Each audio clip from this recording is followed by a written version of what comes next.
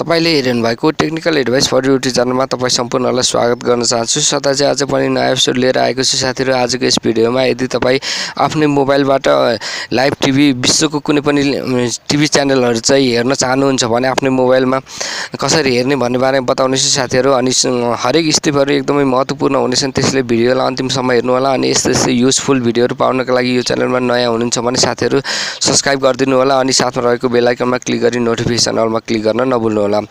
फ्युचरमा आउने सम्पूर्ण भिडियोहरु सबैभन्दा पहिले पाउनका लागि। सुरु गरौँ आजको टपिक।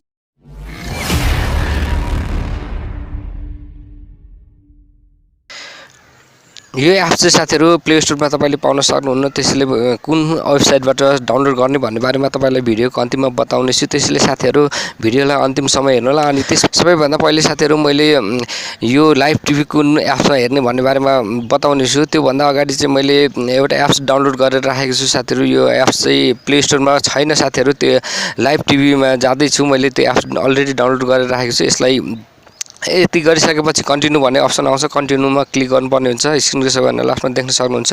त्यसपछि यसले यो एप्सले पर्मिसनहरु माग्छ, त्यसलाई एलाउ गर्दै जानु होला साथीहरु। यति गरिसकेपछि अलिकति टाइम लाग्छ लोडिङ हुनको लागि, केही समय वेट गर्नु होला साथीहरु।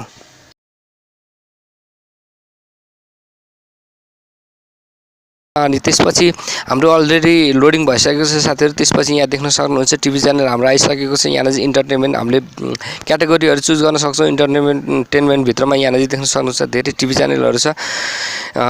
अनि त्यसपछि अर्को यहाँ स्लाइड गर्नुभयो भने न्यूज, त्यस्तै न्यूजहरु हेर्न सक्नुहुन्छ, स्पोर्टहरु हेर्न सक्नुहुन्छ। यसबाट हामीले यहाँ चाहिँ साथीहरु विभिन्न स्पोर्टहरु हेर्न सक्छौं, लाइभमा फ्री हेर्न सक्छौं साथीहरु। यहाँ WWE नेटवर्क भनेको छ साथीहरु। यदि तपाईं रेस्लिङ हेर्न चाहनुहुन्छ भने रेस्लिङको पनि यहाँ चाहिँ एप देख्न सक्नुहुन्छ। यहाँबाट पनि लाइभ टिभी हेर्न सक्नुहुन्छ भने मुभीहरु हेर्न चाहनुहुन्छ भने मुभी पनि हेर्न सक्नुहुन्छ साथीहरु। अनि यहाँ स्लाइड गर्नुभयो भने साथीहरु विभिन्न देशको टिभी च्यानलहरु रहेका छन्। इन्डोनेसियन, जर्मनी यहाँ देख्न सक्नुहुन्छ। त्यो त्यहाँ गएर चाहिँ साथीहरु तपाईले हेर्न सक्नुहुन्छ। साउथ इन्डियन यहाँ देख्न सक्नुहुन्छ, धेरै छ साथीहरु। त्यसपछि यहाँ चाहिँ म्युजिक हेर्न चाहनुहुन्छ भने म्युजिक पनि छ साथीहरु। बंगला किड्सको हेर्न चाहनुहुन्छ भने किड्सको पनि यहाँ देख्न सक्नुहुन्छ साथीहरु। कुकिङको हेर्न चाहनुहुन्छ भने यहाँ देख्न सक्नुहुन्छ। तपाईले यस्तो तरिकाबाट सजिलै हेर्न सक्नुहुन्छ साथीहरु। र यसलाई प्ले गर्नको लागि चाहिँ कुनै पनि एउटा म टिभीलाई चाहिँ खोल्दै छु साथीहरु। यसमा क्लिक गर्नुपर्ने हुन्छ। क्लिक गरिसकेपछि यहाँ देख्न सक्नुहुन्छ चुज प्लेयर भनेको छ साथीहरु। तपाईले एउटा कुनै पनि यहाँ देख्नु भएको एउटा कुनै पनि एउटा एपलाई चाहिँ डाउनलोड गर्नुपर्ने हुन्छ। एमएक्स प्लेयर अथवा कुनै पनि तपाईको मोबाइलमा डाउनलोड गर्नु अलरेडी डाउनलोड गरेर राख्नुपर्ने हुन्छ। त्यसपछि म एमएक्स प्लेयर डाउनलोड गरेर राखेको छु। एमएक्स प्लेयरमा क्लिक गरिसकेपछि प्ले हुन्छ साथीहरु। यो कहाँ पाइन्छ र कसरी डाउनलोड गर्ने भन्ने बारेमा चाहिँ साथीहरु आफ्नो मोबाइलमा भएको कुनै पनि ब्राउजरलाई ओपन गर्नु होला। ब्राउजरमा गइसकेपछि तपाई सर्च गर्नु होला साथीहरु, लाइभ टिभी नेट भनेर सर्च गर्नु होला। जस्तै यहाँ स्क्रिनमा पनि देखिरहनु भएको छ साथीहरु, लाइभ टिभी नेट भनेर देख्न सक्नुहुन्छ। यो गरेर सर्च गरिदिनु होला।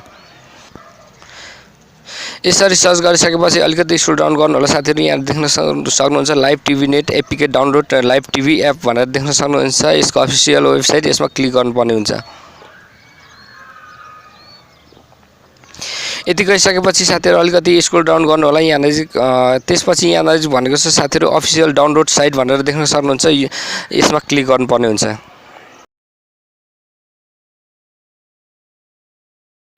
त्यसपछि साथीहरु यहाँ चाहिँ डाउनलोड फर एन्ड्रोइड भनेर अप्सन देख्न सक्नुहुन्छ। यसमा क्लिक गरिदिनु होला। यदि क्लिक गरिसकेपछि स्क्रिनको सबैभन्दा लास्टमा देख्न सक्नुहुन्छ डाउनलोड भन्ने अप्सन देख्न सक्नुहुन्छ। डाउनलोडमा क्लिक गरिदिनु होला। डाउनलोड भएको फाइल चाहिँ कहाँ चाहिँ हुन्छ भने साथीहरु यहाँ चाहिँ यो 3 डट देख्न सक्नुहुन्छ। 3 डटमा क्लिक गर्नु होला। त्यसपछि डाउनलोड भन्ने अप्सन देख्न सक्नुहुन्छ। यसमा क्लिक गरिदिनु होला। यति क्लिक गरिसकेपछि यहाँ मेरो डाउनलोड हुँदैछ साथीहरु। मैले पनि त्यो भन्दा अगाडि पनि एउटा डाउनलोड गरेर राखेको थिएँ।